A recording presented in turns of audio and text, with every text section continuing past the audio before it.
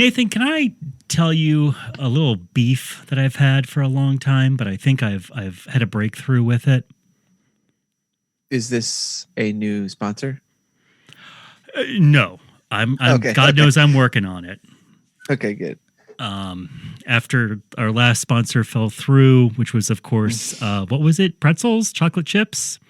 Tootsie Roll. I Tootsie Rolls, yes. don't go deep into it, but I'm working on the Brax people right now. I believe their major complaint, there was too much chewing on the mic. that was unfortunate. Yep. Well, So what is your major beef? Well, back to me. I've always had this thing ever since I was a little kid, where when you look at the newspaper comics, I always called them the newspaper comics, the comic strips. But other people, like grandparents, would refer to them as the funnies. And when they would say that, it would make me feel really condescended to, or like they were saying, the moron thing that you enjoy looking at, the funnies. But as I have thought more about it the last couple days, I think there is a divider between a comic strip and the funnies. A comic strip is something that has, life and heart to the characters. Maybe you grow to care about them, or at least you have favorites. They have individual personalities. You enjoy reading their adventures, especially when you're a kid. And the funnies is more like, it doesn't matter who is in the drawing. They're all interchangeable. They're just kind of gag receptacles, like a lot of pun-based humor, or maybe observations about golf, whatever the geriatric, golf jokes. Yeah, the geriatric drawer of the comic is into in that season of their life. And I place the comic strip BC squarely in the realm of the funnies.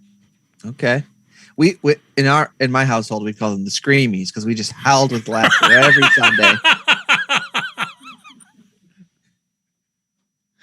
I did have a great experience this week where I was waiting in line at a convenience store, and the cashier was on the phone while I was waiting on them, and the cashier reached over and was like flipping through the newspaper, and he says to the person on the phone, yeah, this newspaper has comic strips in it. And then he rolled his eyes and hung up. Meaning people still read comic strips somewhere so intently that they will call ahead to make sure that their newspaper has them. And it's that sort of devoted fandom that we're going to be talking about today, because in a Thanksgiving move, we watched BC, The First Thanksgiving from 1973. Here on Network Special, a podcast about the golden age of appointment-based television, the era of television where you had to watch what was on when it was on, but now thanks to the magic of the internet, you can watch these things whenever you want. I am one of the co-hosts, Zachariah. I'm here with my beautiful co-host, Nathan Fat Broad Shear. And in the booth, the demure, the lovely, the producer, who? Jeremy Demery. Hey, bada boom. Ayo, Nice. up your nose, Demery. Oh, with what? Oh, you know what? Sit on it. Hey, I'm Gabe Kaplan. That's my line. BC, the comic strip.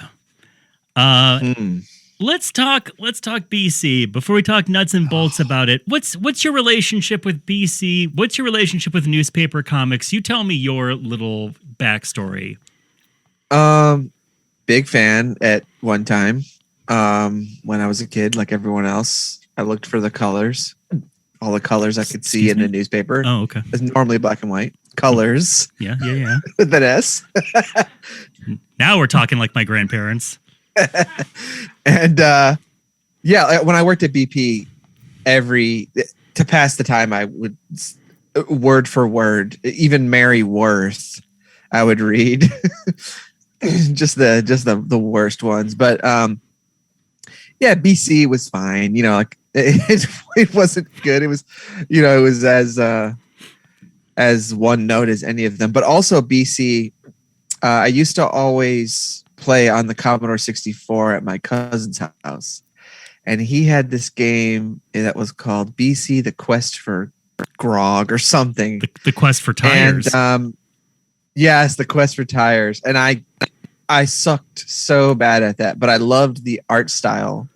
I don't think I could get past anything in it. Because I think it was very easy to fall off the side of the mountain when you're on the tire. I can't remember exactly. I was gonna look it up and I forgot to. But it's I for some reason it's fondly. I think of BC fondly in my memories. Although this cartoon may have tarnished all of them. And we should say what we're talking about. BC is a comic strip that has run since 1958. And it's still in newspapers. Like so many other comics, it just is there because it's been there for a long time. And why change it? It'll die with newspapers, probably. Originally drawn by Johnny Hart, it is now written and drawn by three of his grandchildren. Two of his grandsons write and illustrate it, and his granddaughter does the lettering. Wow. So it is a family business. Mm-hmm. BC, a comic, and it is about very interchangeable cavemen making jokes about what it might be like to live in prehistoric times. They all look the same, except they have different colored hair, and one of them wears glasses. And some have boobs. Yes, and there are two women who, up until 2016, were named Fat Broad. Yes. And Cute Chick. Cute Chick? Yeah. One of them is very skinny and curvaceous, and the other looks like a man wearing a dress. Guess which one is named which. Now, there was a big announcement in 2016 saying that the grandchildren were changing the names of Fat Broad and Cute Chick to Jane and Grace. And they assured people in the press release this was not because of any kind of political correctness. Sure. This was they said something. It's named like this was a yearning that the family has had for a long time to change the names of these characters. But you know how political red tape process that would be for these three grandchildren who write the newspaper for 12 old people to change the name of this thing. They coincidentally changed the name of these characters at the same time they were starting a Kickstarter to fund BC, the CGI animated movie. And it reached half of its goal. You can still watch the Kickstarter video. It's very cringy and sad. And, kind of the only thing that I feel like BC is known for, if it's known at all, is it's kind of in the realm of Ziggy, in the fact that the older that the original author Johnny Hart got, the more directly religious the comic got.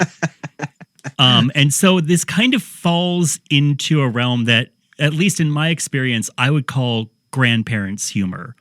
Where between Ziggy and BC, it was really fighting for room, being clipped out and put on the refrigerator. Yeah. Yeah, it's very much like, fire? Okay. That's the gag. Like, that's the joke. Yeah, sometimes it's about caveman stuff, but other times it's literally, Peter, who you know as the one with the blonde hair, is wearing a mirror around their shoulders. And BC, the one with the orange hair, says, "What are you doing?" And Peter says, "My therapist says I should spend more time reflecting." But then other ones are just poems about resurrection. Yeah, sure. He did you happen to look up the controversial BC strips that got pulled from newspapers and the Jewish Anti-Defamation League got under his collar? Because there is one that he drew in April, and it is Easter themed, And it is a poem. This guy loved writing poems with no joke at the end.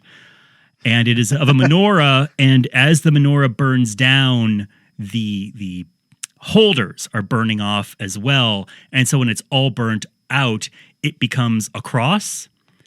And then you see in the distance an empty tomb. And a lot of Jewish readers said, maybe don't take the menorah and knock it all apart until it looks like a Christian symbol. Did it have like little, did the tomb have like BC's head sticking out going? It had a dinosaur looking into the viewer's face and smiling. Said, I guess fat broads. Fat Broad's been here. The dinosaur is saying to Fat Broad, why do you seek the living among the dead?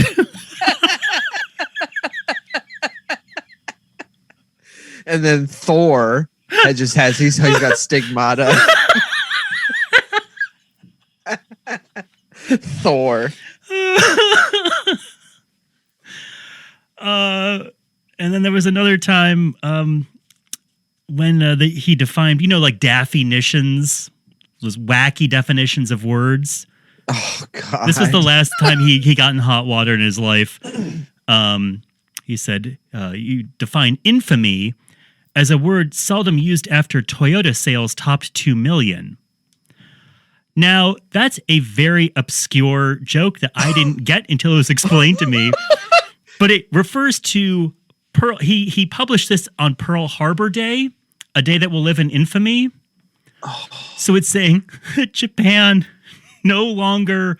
I actually even saying it out loud, I don't know what the joke is, but basically it was saying after we bombed them, they're finally pulling themselves up by their bootstraps. Jeez. Now, none of these jokes are in these animated special that we're going to be talking about today. Well, there's no jokes in this animated special. This is a half-hour animated special that was on NBC.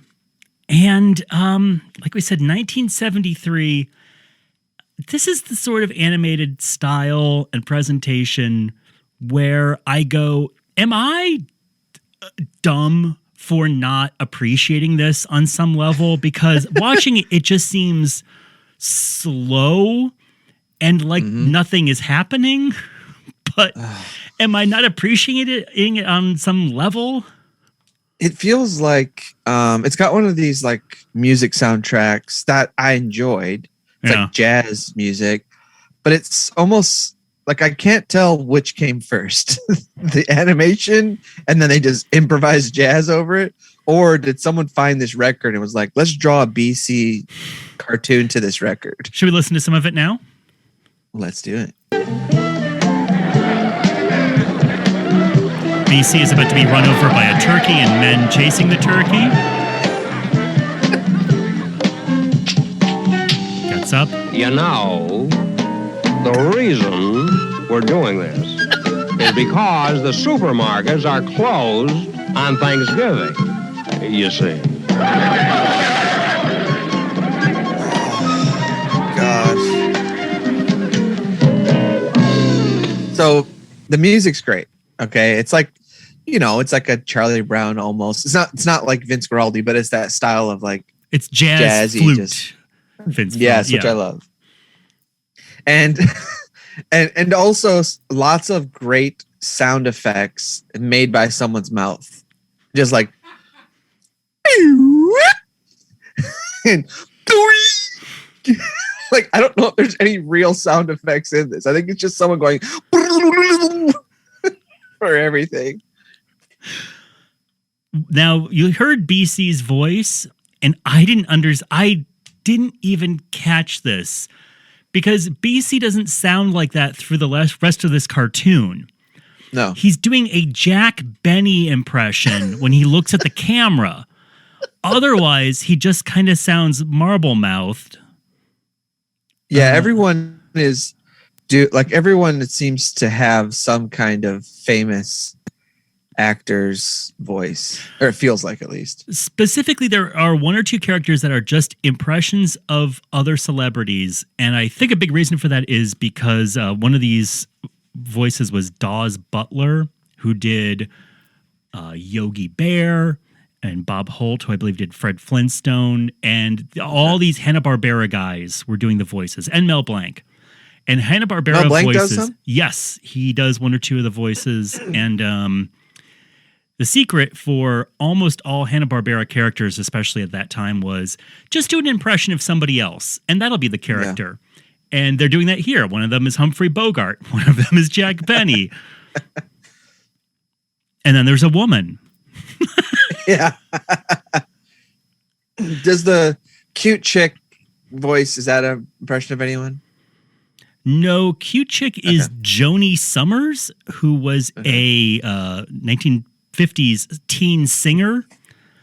Okay. I guess she was in Bye Bye Birdie and some other stuff.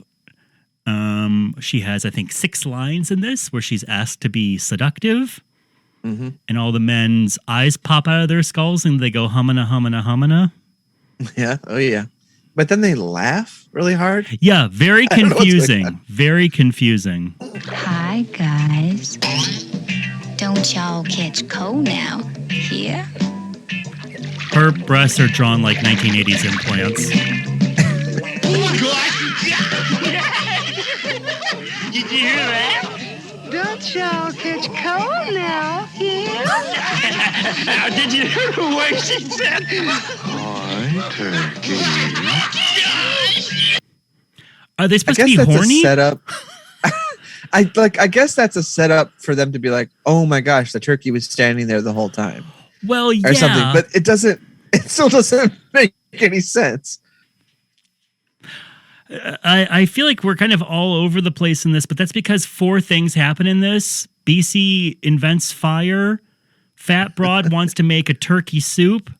All the guys run after the turkey. And also there's a scene where everyone is licking something. Oh my God. You're talking about the water drinking scene. Someone's drinking sand, I guess, because he lives in the water or something, and he's just a head or something. I can't tell what's happening in this part. If you hate hearing the inside of people's mouths, I really apologize right now. But here's what the scene sounds like when everyone is drinking at the river.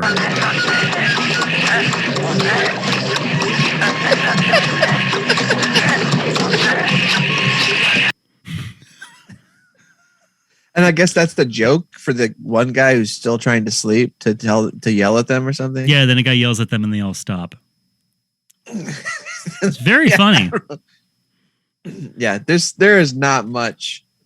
Gosh, there's not much happening in this at all. No, there's really not. It not. is so slow. It's slow. There's the scene where the turtle and the bird. I wouldn't call the animation style lush because it's BC. Like it only gets like so interesting looking, and then it's just a bunch of.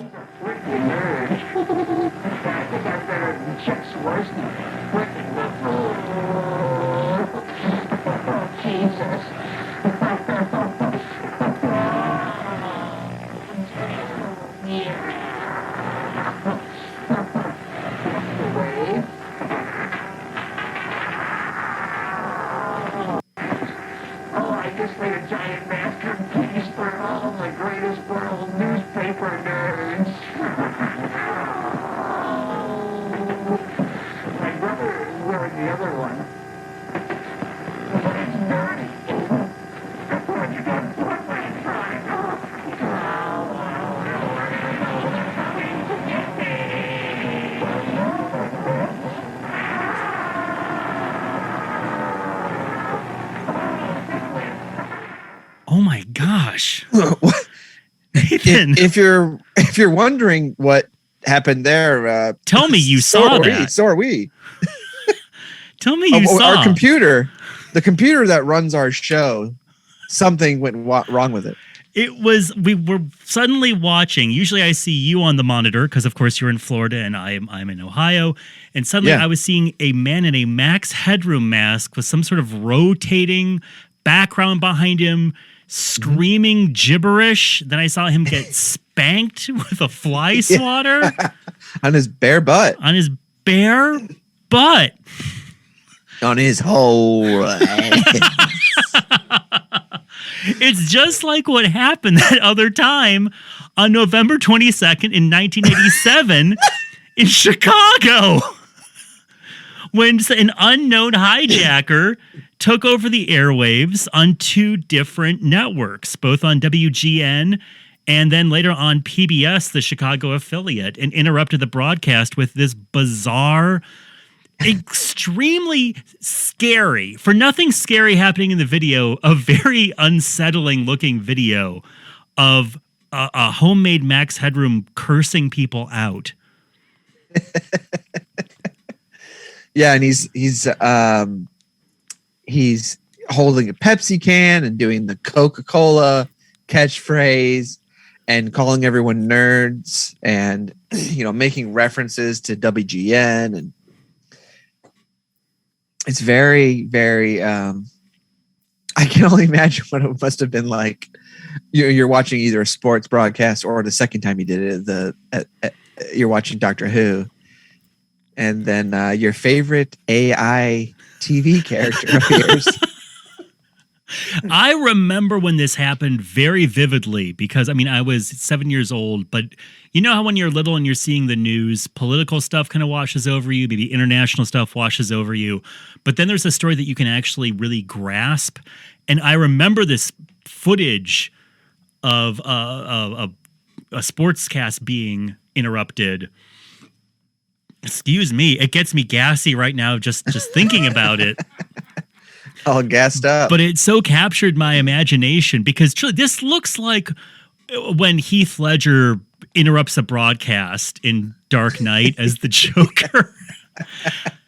Yeah. When this happened, it was one of the first instances of people hijacking a television signal, which is pretty incredible that they could take over a major, like the Sears Tower is where it broadcasts from. And so they... Apparently, I watched a little thing on this. Apparently, it was like really easy if you just had a strong signal and you were nearby. Right. Because they didn't have any kind of safety measures. And also, there really wasn't a way to find out because it's you can go to jail for doing this. There really wasn't a way to really find out who could do it. Not an easy way. Right. You had to have a satellite. You had to have a certain amount of power. But really, if you got up high enough and you were on a skyscraper near the Sears Tower where everything broadcast, you could cut into their signal, which really hadn't been done before. And there's a couple other ones. There's one where someone from HBO did it, or someone did it to HBO, where they hacked in and it just says like $12.95, no thanks. Watch out, Showtime and Movie Channel. Right, but that was somebody who worked for the station, basically flipping a switch. Okay. This wasn't an unknown assailant coming into the airwaves and doing this bizarre little play.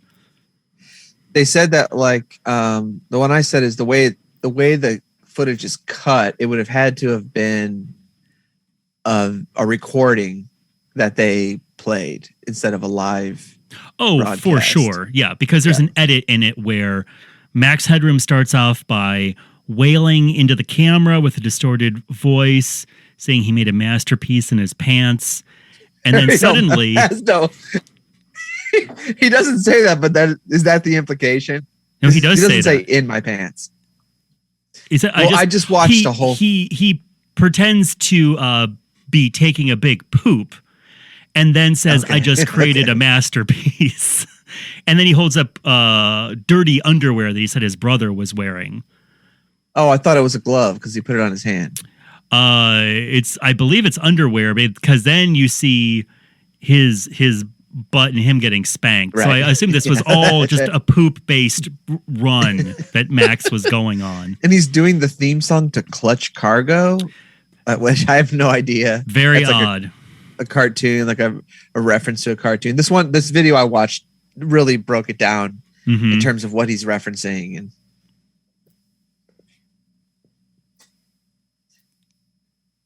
that's it. That's all I got. Okay.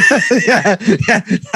Hey, you'll have to look up the video for yourself. Captain KRB, I think his name was. There's been a lot of theories in terms of who this person was. And some have been debunked. Some are kind of up in the air. Nobody is coming forward to say it was them, even though I guess there's a statute of limitations of 5 years to where if they wanted to come out and say it was them, they could do that probably without a lot of worry. But I love the ones I saw. The ones I heard were there was someone on Reddit somewhere who said that they knew who it was, but then they rolled them out, which is weird. I don't know why they would say that they knew who they were, but wait, it couldn't be them or something. And then there's like also some people are thinking that maybe that they worked there because there was a bunch of layoffs. And so someone, disgruntled person could have done it. But yeah, no one's ever come forward. It's possible. The person who thought they had a theory of who it was on Reddit, and then months later, they kind of figured out, it actually couldn't have been them.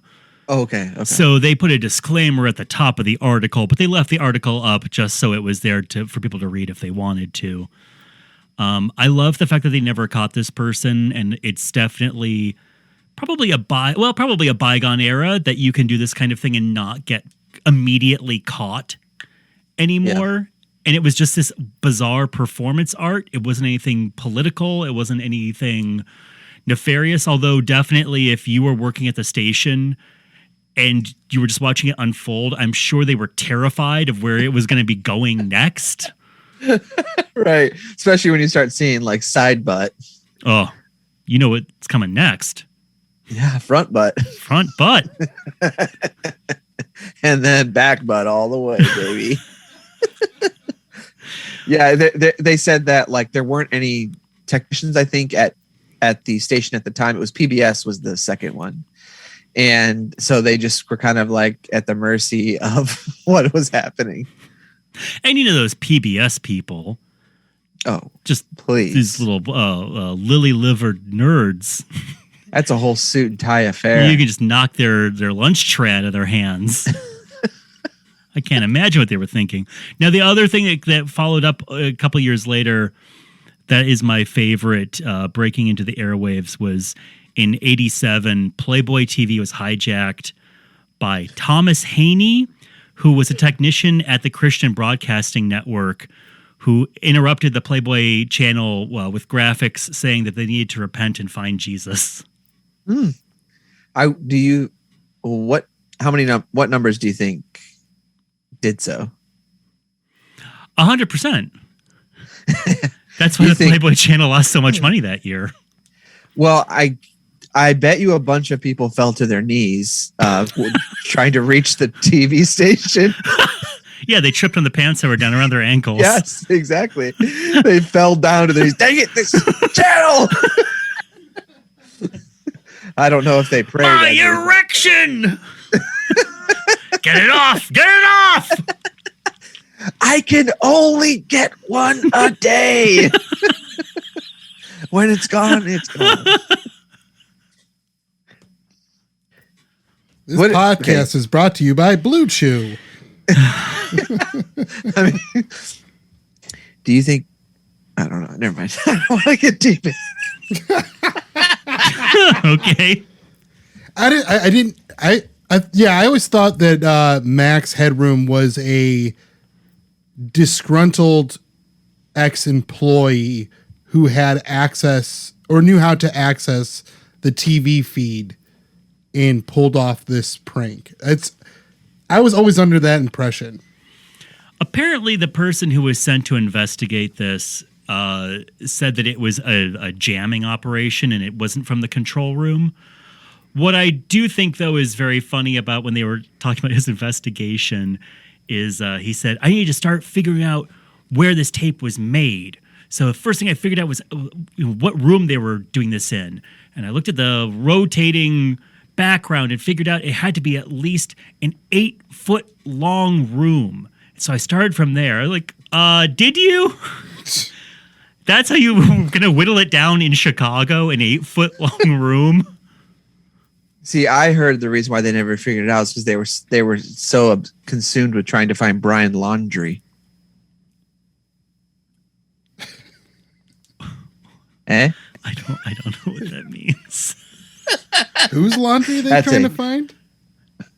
Brian Laundrie, eh?